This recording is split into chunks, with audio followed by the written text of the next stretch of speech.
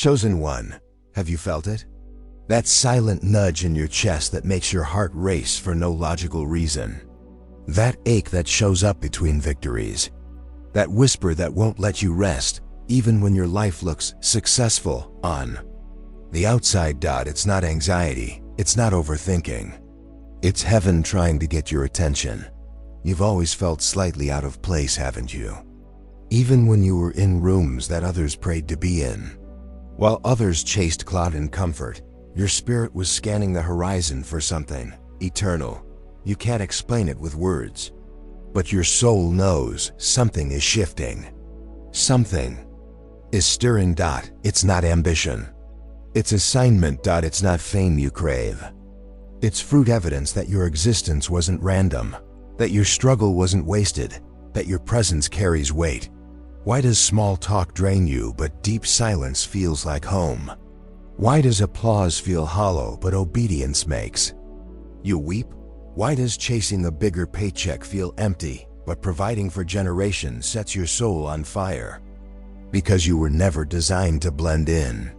You were marked to build what doesn't yet exist. Heaven didn't create you for comfort. It created you for calling. That nagging feeling? That sense that you were made for more? It's not just real, it's prophetic. It's proof you're aligned with something bigger than yourself. You don't just carry potential. You carry purpose. And not just any purpose, but a divine one. One written into your DNA long before you ever learned to doubt it. But here's what they don't tell you. Purpose won't activate without obedience. An inheritance doesn't unlock without alignment. That's why this message found you today. This isn't just a video. It's a spiritual intersection, a confirmation, a commissioning. You've been faithful in silence. You've sowed seeds in seasons that gave no applause. You've kept believing when it would have been easier to just blend in. And now heaven is whispering again. It's time. It's time to stop questioning your difference and start owning your design. You are not crazy for wanting more. You are not wrong for feeling called to wealth, as long as it serves purpose, not ego. This next level won't come dressed in likes and trophies. It will come wrapped in responsibility. The kind that breaks cycles and births blueprints. The kind that requires more than talent, it requires trust. So here's the truth. You're not too late. You're not too broken. You're not behind. You're being positioned. And the stirring you feel isn't weakness. It's your spiritual GPS saying you're closer than you've ever been. Take a deep breath. Let that sink in. This isn't about proving your worth anymore. It's about activating your assignment, because the mantle has already been marked with your name. And if you feel this in your bones, if it makes your spirit tremble in a way you can't explain, go ahead and comment 777 below. Not because it's a trend, but because it's a signal, a declaration. I'm aligned. I'm alert. I'm ready. Let this be the moment heaven hears you. Say yes. Because ready or not, the transfer has already begun. Asterisk, you've always felt it, haven't you? That holy misfit energy. Like you were born with a map no one else could read. You've walked through rooms smiling, knowing you didn't belong, not because you lacked value, but because you carried something those rooms couldn't hold. While others chased comfort, you chased clarity. While they followed trends, you followed a whisper. You weren't confused. You were called. That discomfort you've carried since childhood, that strange grief in your chest every time you tried to settle, that wasn't insecurity. That was inheritance, vibrating too loudly to ignore. You were being marked, even in your silence. Marked to disrupt. Marked to build. Marked to shift the temperature of every room you enter. Have you noticed how mediocrity makes your body feel numb? How blending in actually exhausts you? It's because you weren't made for survival. You were crafted for strategy. You weren't sent to participate in the system.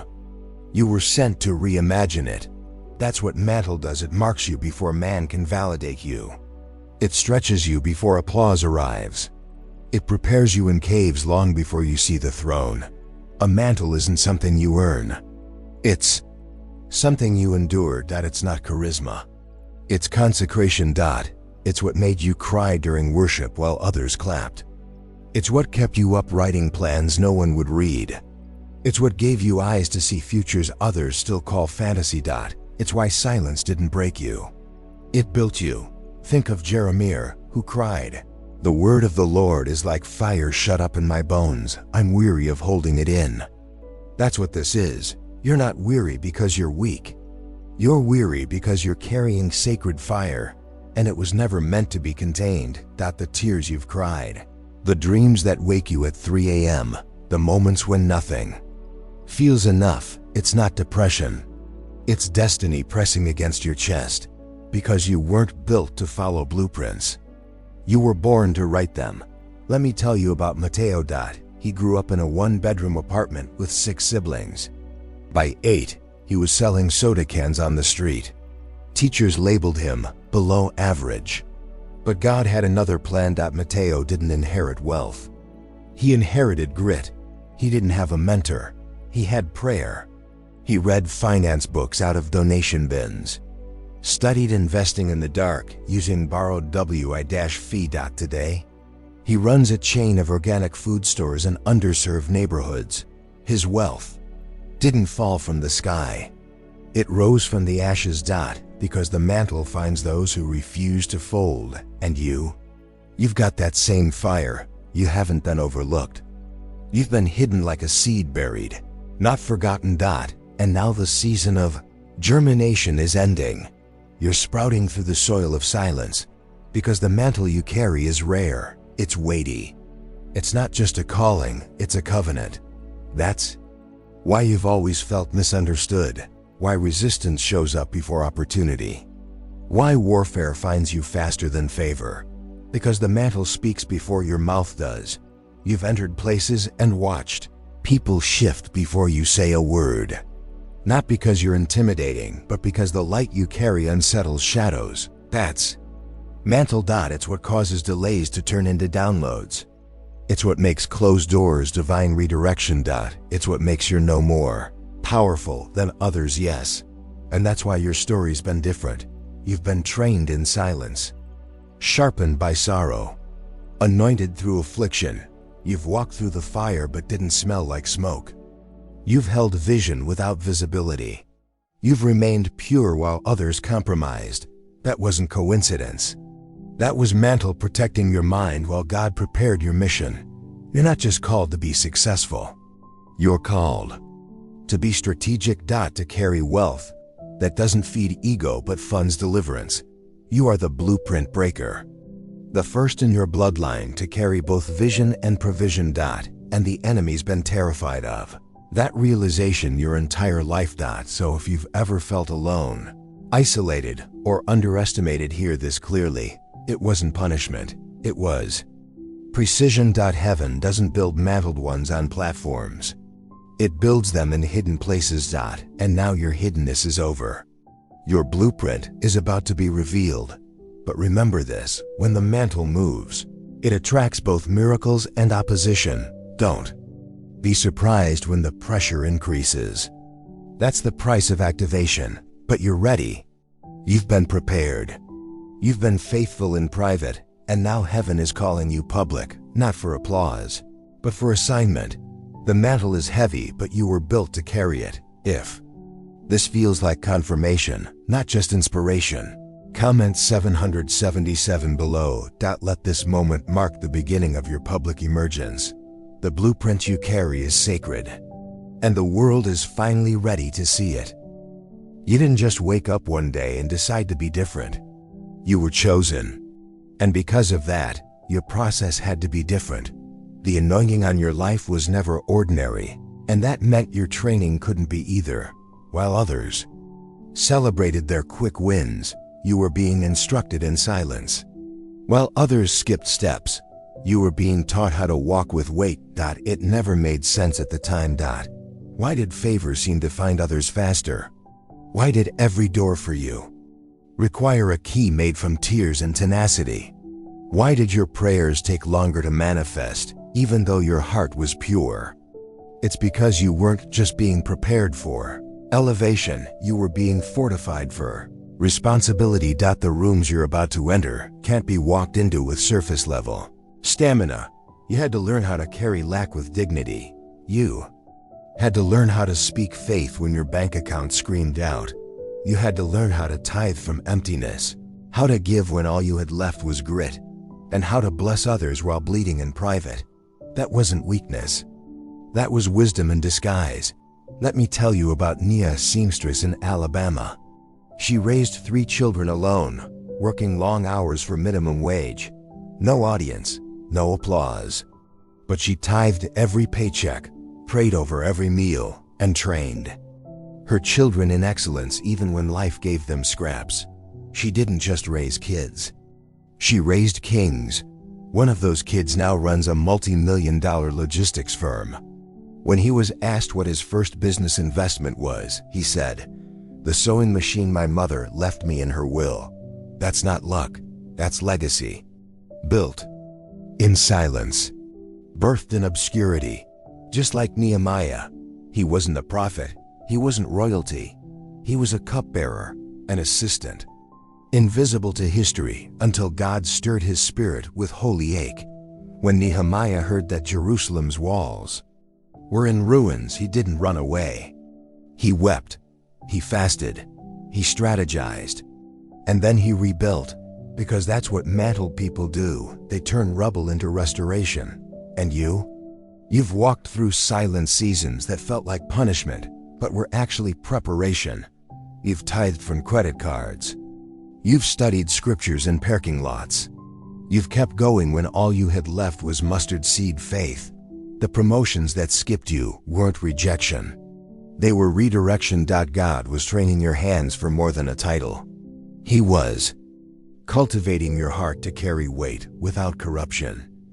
Have you ever wondered why people couldn't see the greatness in you, even when you were giving your best?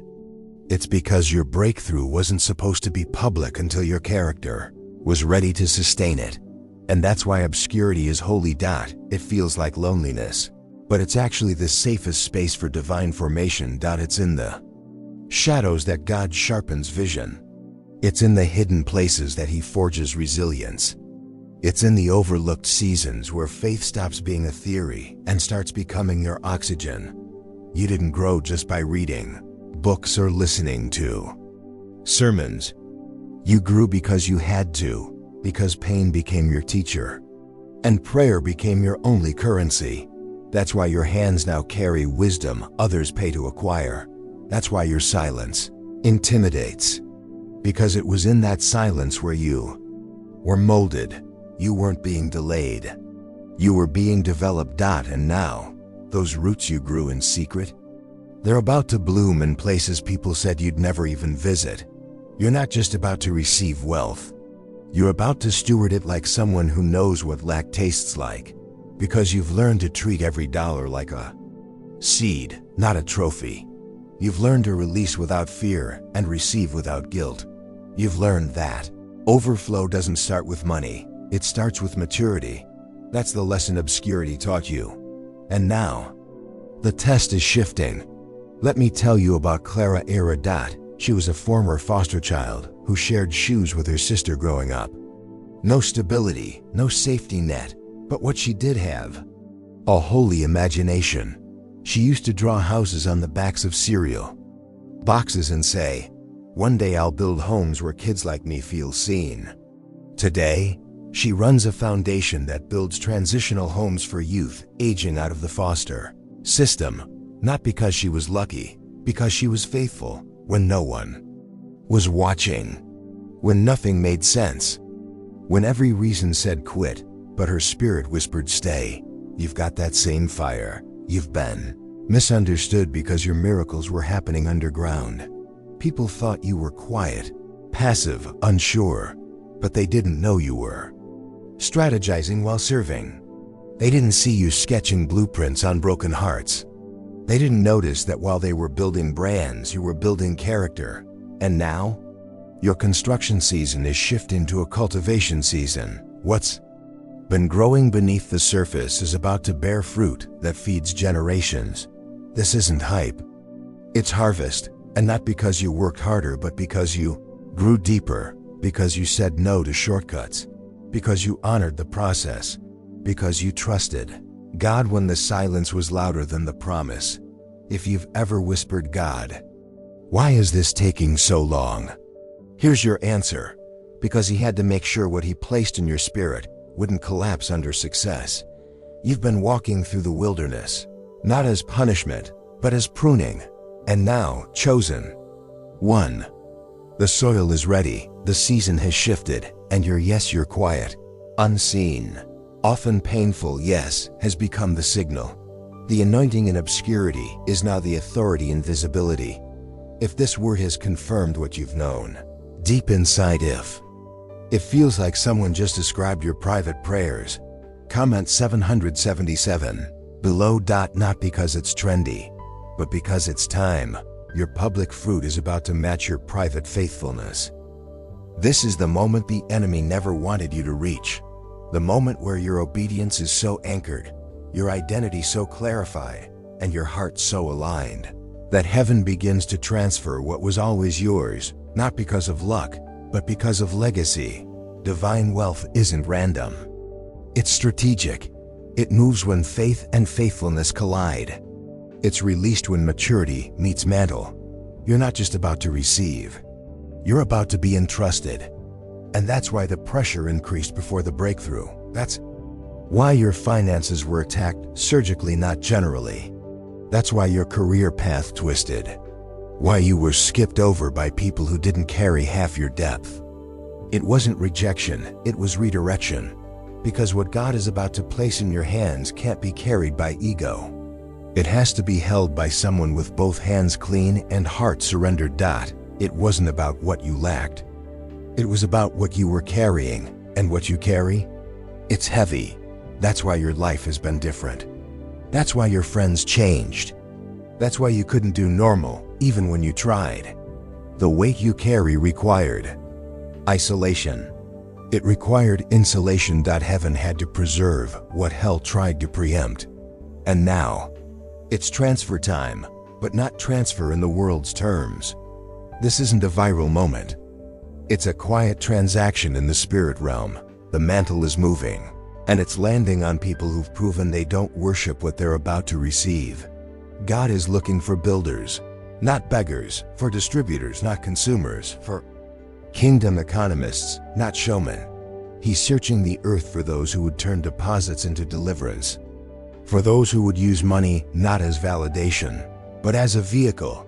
Because wealth in the hands of the righteous doesn't just fund comfort, it funds change. It builds bridges over generational gaps. It paves roads through spiritual deserts. It sets captives free in ways sermons alone can't. Let that settle in your spirit. Your wealth is warfare. It's not about accumulation, it's about activation. You're not just called to be rich. You're called to be a river that waters visions that had dried up. A river that pours into communities forgotten by institutions. A river that doesn't stop at your house, but runs wild with purpose through bloodlines and borders. That's the weight of this transfer. You won't just own land. You'll redeem territory. You won't just give generously. You'll give prophetically. You'll fund what others forgot. You'll invest in what heaven remembers. You'll walk into rooms and not just write checks, but change spiritual climates. And here's the reason it's happening now. Because your heart no longer chases provision. It carries it. You've graduated from "God bless me" to "God trust me." You've moved from panic to principle. From surviving to stewarding. That's why some doors had to stay shut until your spirit was ready to walk through them with wisdom, not desperation. And now, as the windows of heaven open, you'll notice something else. The fear is gone. That fear that used to grip you when you looked at your account. That shame that came when you asked for help. That silent anxiety that crept in every time you gave generously and wondered if it would be enough. Gone. Why? Because the spirit of lack has been broken, and not just by income, but by revelation. You now know that wealth isn't measured by what's in your hands, but what flows through them. You've become a storehouse. a living conduit of kingdom economy. And that means this transfer won't crush you. It will commission you. Let me say this prophetically. You are about to receive ideas, opportunities, and open doors that look too big for your current capacity. But that's the point. The blessing will stretch you because it's not meant to fit who you were. It's meant to match who you're becoming. You'll be asked to lead where you've never led before, to fund things you once could only pray for, to sow into people whose names you may never know, but whose lives will echo your obedience. This is not the season for flashy declarations. This is the season for holy deployment.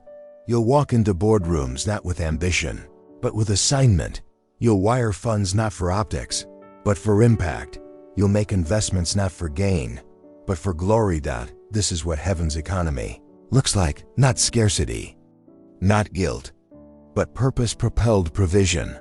You are now stepping into divine wealth, but understand this, the wealth was never the reward. The reward is who you've become along the way. You've become someone God can trust, someone who doesn't fold under pressure, someone who doesn't chase applause, someone who doesn't treat money as status, but as strategy. You are about to fund what your ancestors only dreamed about. You are about to become the first in your family to not only make millions, but to steward them with reverence. You are the one who breaks the back of generational lack, not just by writing a check, but by writing a new chapter. And when people ask you how you did it, you won't say hustle. You won't say grind. You'll say obedience. You'll say strategy. You'll say God's timing. This is the kind of wealth that doesn't just change your address. It changes your atmosphere. So hear this again. You're not just receiving money. You're receiving mantle. You won't just bless your family. You'll bless families you'll never meet.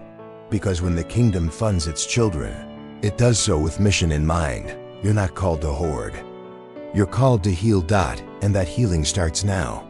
If this word has struck something deep, if you feel the trembling in your spirit, the pulling toward purpose, comment 777 right now. Let heaven register your agreement. Let the transfer be witnessed. Because you're not just walking into wealth, you're walking into legacy. And the transfer? It's already begun. Asterisk, this is where everything shifts. Not just your bank account, not just your outer world, but your identity, your legacy, your bloodline. This is where you stop trying to prove you're worthy and start planting what will outlive you.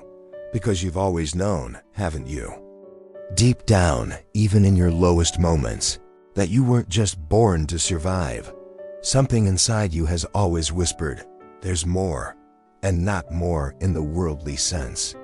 Not just more stuff, more titles, more applause, but more peace, more alignment, more meaning, more impact. You weren't born to collect.